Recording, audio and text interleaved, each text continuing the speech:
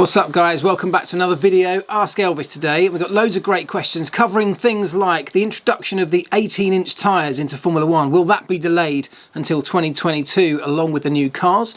We're going to be talking about driver contracts. What will that delay in the regulations mean for those who are coming up to the end of their contracts at the end of this season? We've got questions on the Force India, we've got questions on rainproofing Formula 1 cars, amongst many other things. So let's crack on with it. Welcome to another Ask Elvis.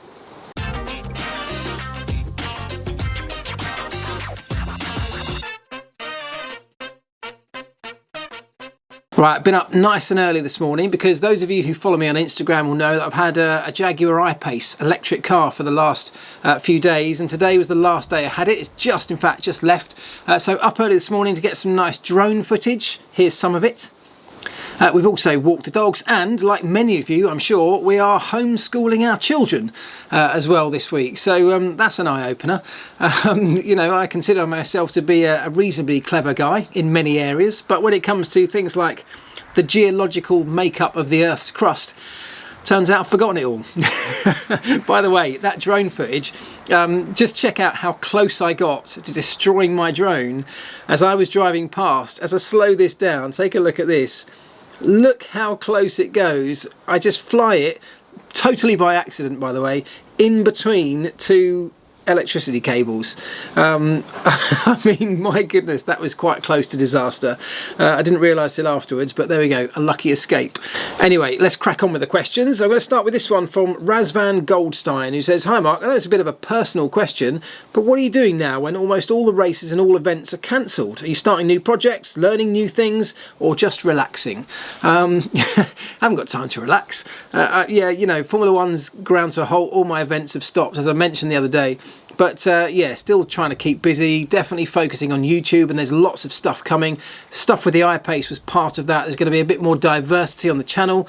Also, I mentioned on Friday that I'm going to start doing some F1 videos for kids, and I've asked for your help, so I'm going to shout that out again because I really want you guys to send in, if you've got kids, young children, send me a video of them in landscape mode like that, of them, your kids, asking me a question for Ask Elvis. I will then we'll get that to an email address that's on the bottom of the screen right now.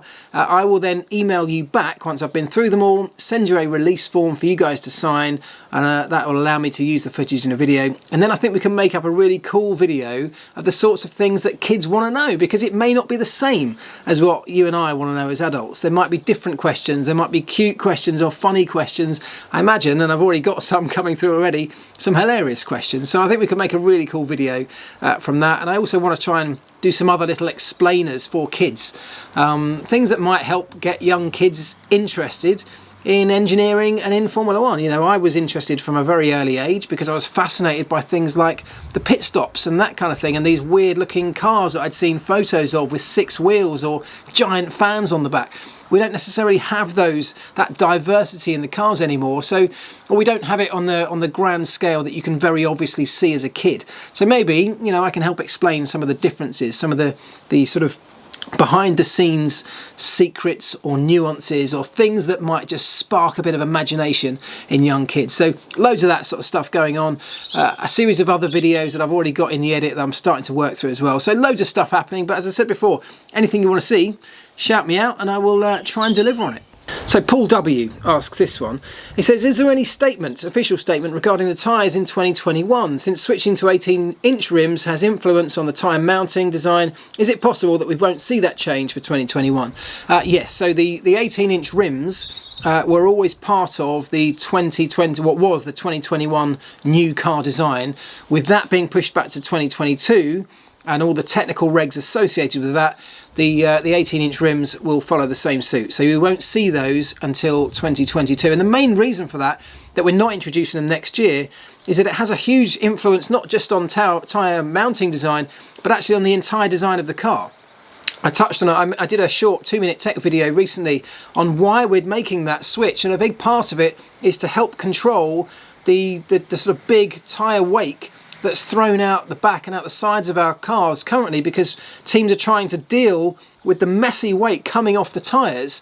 So the 2020, what was the 2021 rule changes were all part of that process to deal with that, to allow cars essentially to follow more closely. So with all of that shifting back a year, the 18-inch rims that are part of that process will shift back a year as well. On the subject of these rules being pushed back, Monster Matty says, with the new regs on hold until 2022, what does that mean for development and the cost cap? I'd assume that the new cars would have to be developed within that cost cap. So what happens is essentially the cost cap was always due to come in January of 2021. So that would have been just ahead of the cars being released for the 2021 season.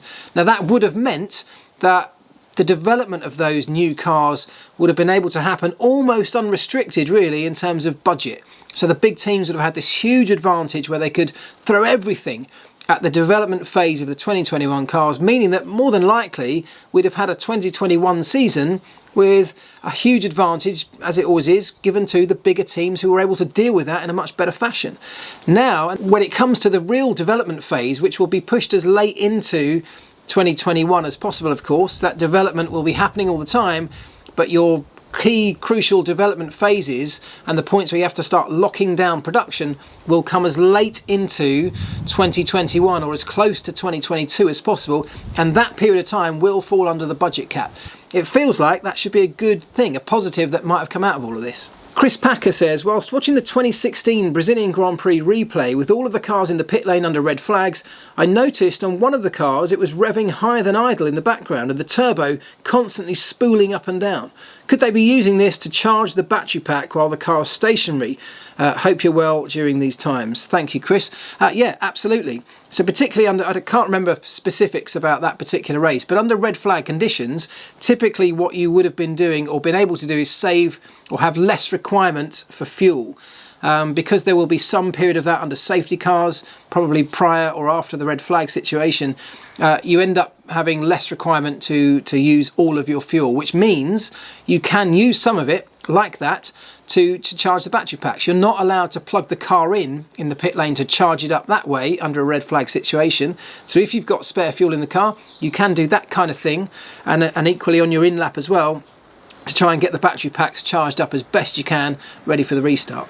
At Total Wankle on Twitter said, depending on how long the 2020 season's delayed, with Lewis's contract up at the end of the year and rumours of Toto Wolff moving to Tracing Point, could we have seen Lewis drive a Merc for the final time? Well, I mean, the trouble is right now, you can't rule anything out. I mean, under normal circumstances, I would say no. Actually, I am saying no. I don't think we'll have seen Lewis drive a Merc for the last time. But, you know, we are in unprecedented times, uncharted waters, where pretty much anything could be happening right now and it wouldn't necessarily surprise you. We don't know what's going to happen with the rest of this season, whether it will even run on into the next season, whether we might still have disruption for next season. Who knows? So in answer to your question, I really don't think so. I think Lewis has still got a point to prove. I think he wants wants these records. There's absolutely no way I can see him voluntarily walking away from Mercedes or from Formula One until those records are at least matched, but probably broken. Hassie says, Mark, since teams now have been given a choice of when to choose their 3-week shutdown, will a scenario arise where some teams potentially get disadvantaged if they take their break now and upon resumption there's a sudden curfew imposed by the government? That's a really good point that I hadn't actually thought of. And yes, you're absolutely right. The sensible thing to do right now is to delay your shutdown. So I'm talking about here in the UK specifically, because we are not on absolute lockdown as things stand. We've been told to stay in, but we are allowed to go out. We are allowed to drive our cars. We're allowed to go for walks at the moment. So the sensible thing to do would be to keep your factory open if that's your policy. If you are still operating as a factory in a Formula One team right now, keep it open as long as you can into the voluntary period for the shutdown, and then shut down in the last few weeks for that very reason. The truth is, I don't think that's really going to be an impact, because I actually think that the bigger factor in all of this is that people will want to look after the well-being of their own staff and their own team members more than any potential advantage that may come out of this. I feel like the shutdown or the disruption in Formula One is going to be so significant, so long, that a week at this point is almost going to have zero impact on your performance come whenever it is we're able to go racing again, which may not even be this season, let's face it.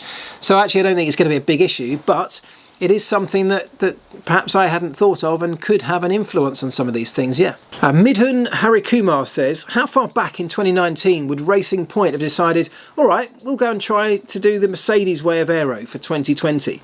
Could it have been their plan all along, or is it possible to decide later in the year? Well, either of those scenarios are possible.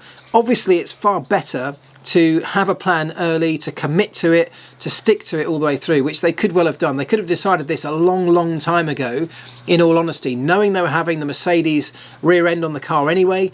It actually makes an awful lot of sense. They could well have committed to that early, but it could also be a situation, and I don't know the answer to this, but there could have been a situation where they decided that it might be cheaper, it might be more cost effective, it certainly might be more effective to go this route, having already done some development of their own and realised perhaps they were coming to the end of the lifespan, the development span of the concepts that they were currently running in.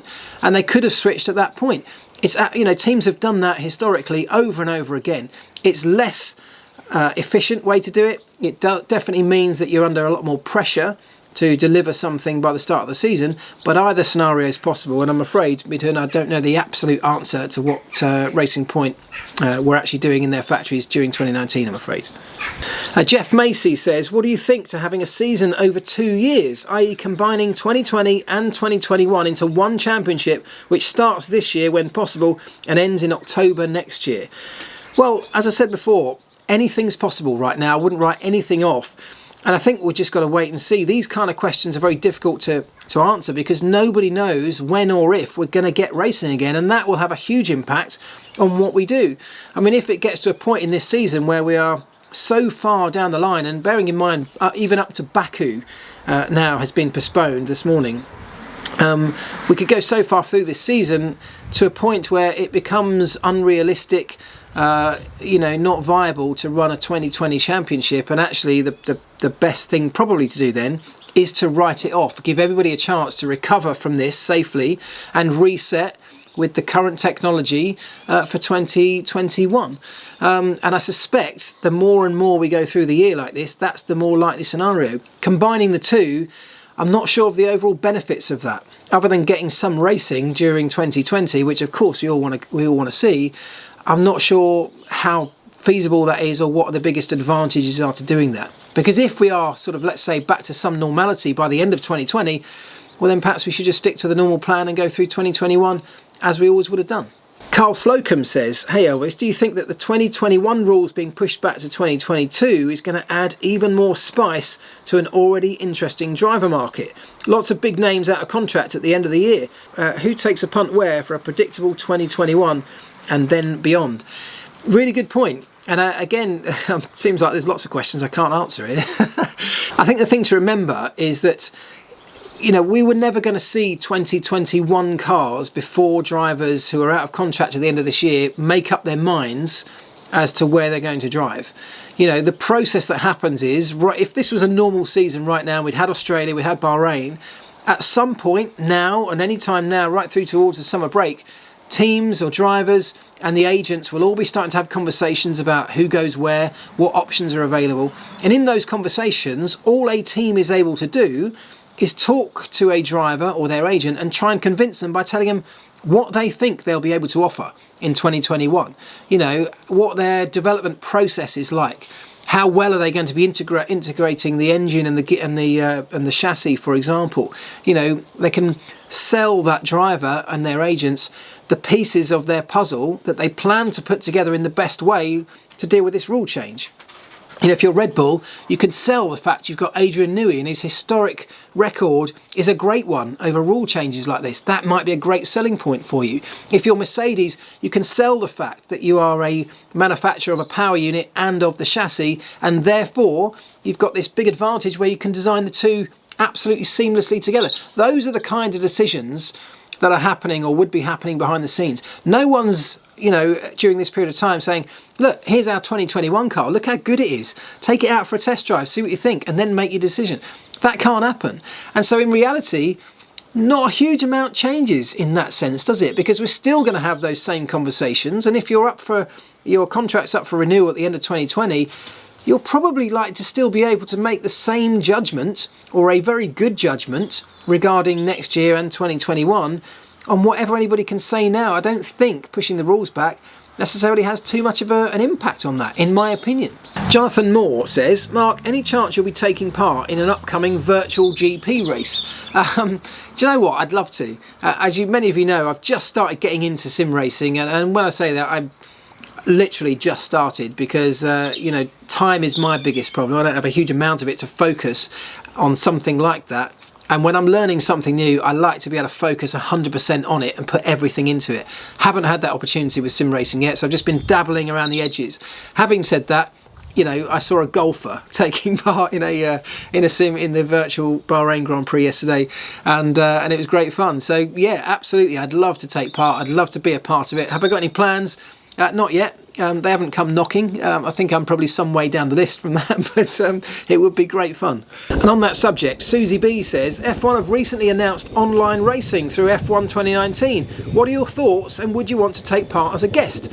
Good luck on the piano. Myself, I'm planning, if I need to isolate, to learn how to knit.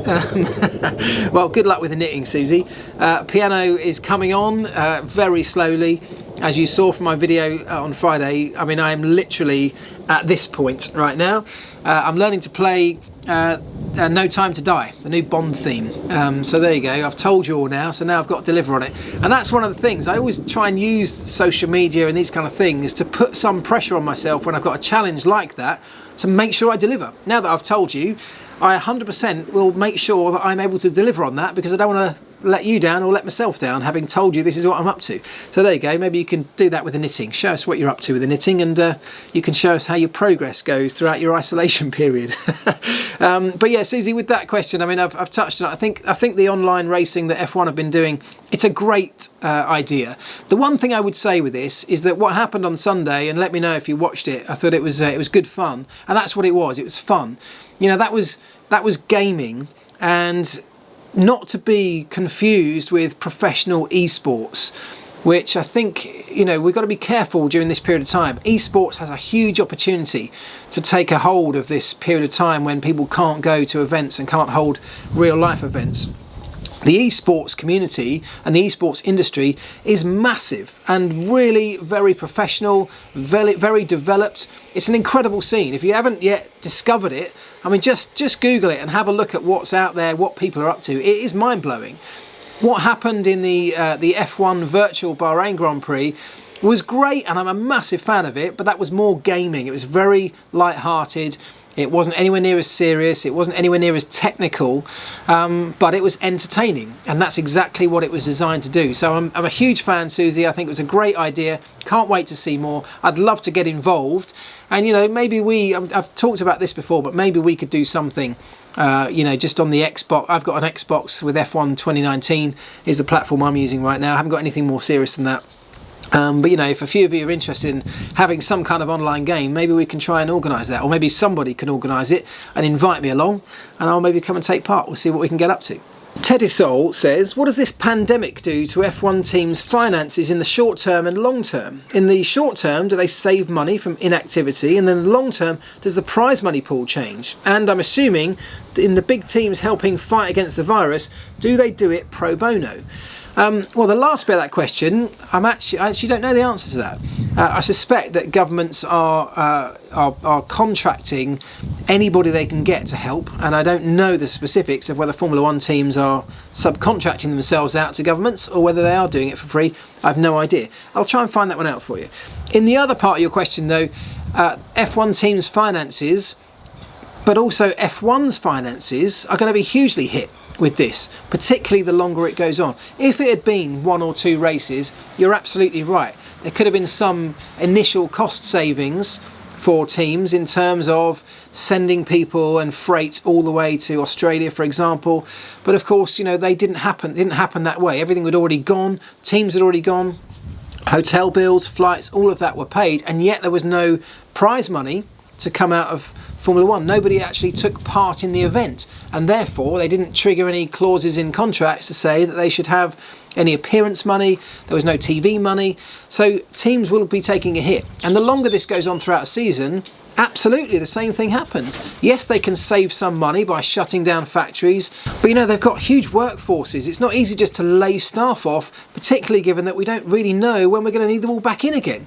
And there's still a lot of work to do in Formula One teams. So the cost savings for a Formula One team are far less serious than the prize money and TV money and income loss that they will be making as this season rolls on. Sponsors will not be paying bills because they're not getting any exposure. The smaller teams will really start to suffer.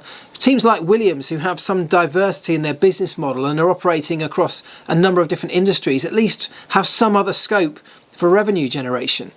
Somebody like Haas, for example, that pretty much in terms of their Formula One operation is standalone. Well, I worry for those guys. You know, you could look at the Netflix series recently that I'm sure you've all seen and be concerned about Gene Haas and his desire to keep his Formula One operation going. Well, something like this could well tip him over the edge, and that could be a team that we end up losing as a result of this.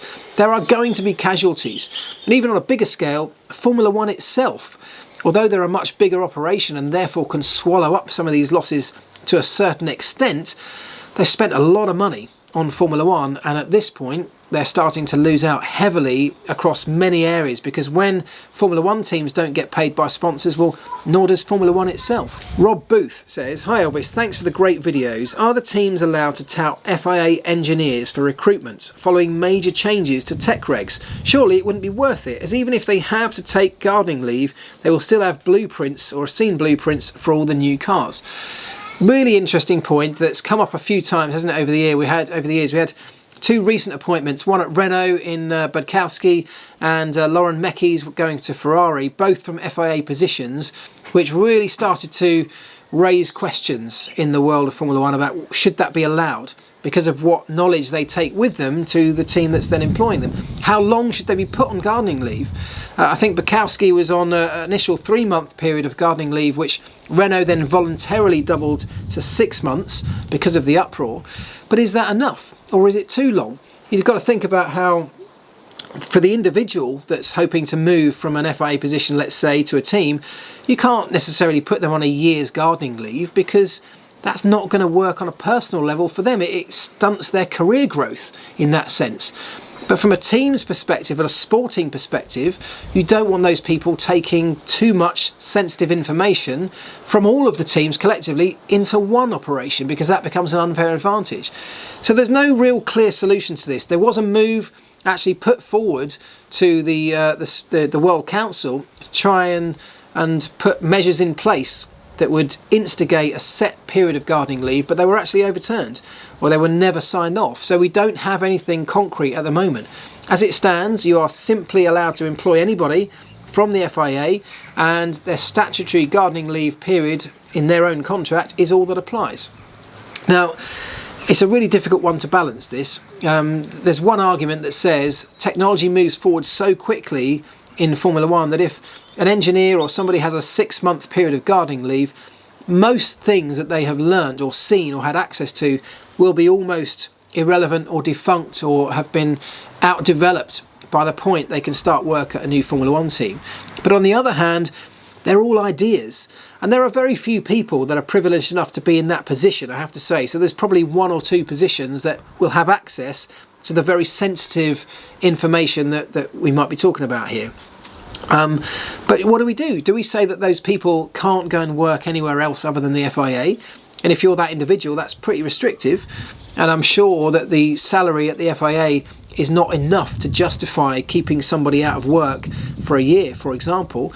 Or do we say, look, that's just how it is, and if we give them a 6-month period of time, you know, that's enough to allow the technology to be sufficiently outdated, and we just let things play out as they are. Personally, I kind of think that's how it has to be. It's a very rare occurrence. Anybody can, of course, employ these people, but just employing somebody just for the bit of knowledge that they may have seen drawings or blueprints from another car, well, that's not enough to justify the employment on a full-time basis of somebody like that.